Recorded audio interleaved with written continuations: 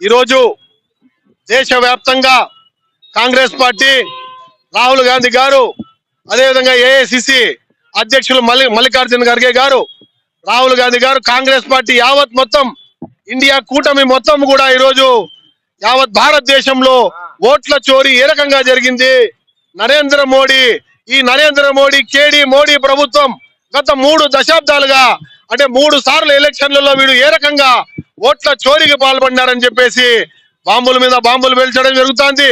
ప్రతిపక్షంలో ఉండు రాహుల్ గాంధీ గారు యావత్ దేశవ్యాప్తంగా నోట్ల చోరీ పైన గళం విప్పుతూ ప్రజలను చైతన్యపరుస్తూ ఈరోజు బీహార్ లో కూడా కొన్ని 50 లక్షల ఓట్లు ఈరోజు గల్లంతు కావడం జరిగింది. దీన్ని బట్టి చూస్తా అంటే అర్థమవుతోంది, నరేంద్ర మోడీ కేవలం ఈవీఎం ట్యాంపరింగ్లు అదేవిధంగా దొంగ ఓట్లతోనే ఈరోజు 3 సార్లు కూడా గద్దెనెక్కడం జరిగింది. దీన్ని కాంగ్రెస్ పార్టీగా ప్రశ్నిస్తున్నాం, ప్రజల్లోకి లోతుగా తీసుకెళ్తున్నాం. ప్రతి ఒక్కరిని సంతకాల సేకరణ ద్వారా ఎలక్షన్ కమిషన్ తెలియజేసే విధంగా, ఏ విధంగా అయితే ఈవీఎంలు ట్యాంపరింగ్ అయినాయో, ఏ విధంగా అయితే ప్రజలను మభ్యపెట్టి ఈరోజు ఒక పార్టీకి ఓటేస్తే ఒక పార్టీకి, ఆంధ్రప్రదేశ్ లో బీజేపీ అనే పార్టీనే లేదు, బీజేపీకి ఓట్లే లేవు, బీజేపీకి 10 మంది నాయకులు కూడా లేరు.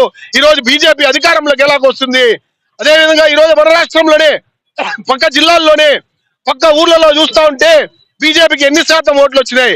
ఇంతకు ముందు 100-200 బీజేపీ నాయకులకు ఓట్లు వస్తే ఈరోజు వేల సంఖ్యలో బీజేపీ ఎంపీలు ఎమ్మెల్యేలు గెలుచుకోవడం జరుగుతోంది.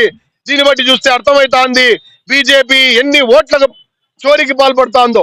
3 సార్లు నరేంద్ర మోడీ ప్రభుత్వం కేంద్రంలో అధికారం చెలాయిస్తుందంటే కేవలం దొంగ ఓట్లతోనే అధికారం చేస్తున్నారు. ఈ దొంగ ఓట్లకు స్వస్తి చెప్పాల్సిన అవసరం ఉంది. రాహుల్ గాంధీ గారి నేతృత్వంలో కేంద్రంలో నుంచి రాష్ట్రం వరకు ప్రతి ఒక్కరు గ్రామాన వాడల బూతుకి కూడా ఈరోజు కాంగ్రెస్ పార్టీ సైనికులుగా ముందుకెళ్తూ దొంగ ఓట్లు ఎన్నున్నాయి, దొంగ ఓట్ల పైన ప్రజల అభిప్రాయం ఎలా ఉంది, ఈరోజు ప్రతి ఒక్కరు కూడా చెప్తున్నారు. ఈ రాష్ట్రంలో ఓటేసిన ప్రతి ఒక్క మహిళ, ప్రతి ఒక్క నాయకుడు, ప్రతి ఒక్క చిన్న చితక ప్రతి ఒక్కరు కూడా ఇది వ్యాపారస్తులు కానివ్వండి, నరేంద్ర మోడీ ప్రభుత్వం మళ్ళా ఎలా వచ్చింది? రాదనుకున్నామే, రాహుల్ గాంధీ గారు ప్రధాని అవుతారు అనుకున్నాం, మేమందరం కూడా కాంగ్రెస్ పార్టీ ఇండియా కూటమికి ఓట్లు వేసినాం. మరి ఎట్లా జరిగింది ఇది? ప్రతి ఒక్కరు కూడా సంకోచంగా అడిగిన సందర్భాలే. ఈ రోజు రోడ్లలో మేము సంతకాలు సేకరణ చేస్తా ఉంటే ప్రతి ఒక్కరు కూడా అడుగుతున్నారు, ఏ రకంగా ఓట్ల చోరీ జరుగుతోంది? మేము కూడా కాంగ్రెస్ పార్టీ మద్దతు ఇచ్చిన అభ్యర్థులకే ఓటేశాం, మరి బీజేపీ అభ్యర్థులు ఏదైతే ఎన్డీఏ కూటమి ఎలా గెలిచిందని చెప్పేసి.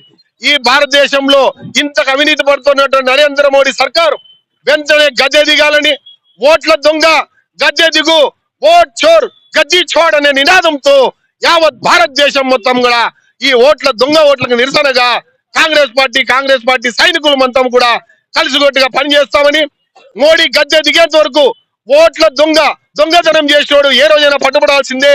ఈ విషయంలో నరేంద్ర మోడీ సర్కార్ తలదించుకోవాల్సిందే. నరేంద్ర మోడీ దొంగ అని చెప్పేసి మరొక్కసారి కాంగ్రెస్ పార్టీ నిరూపించుకోవడం జరుగుతుంది.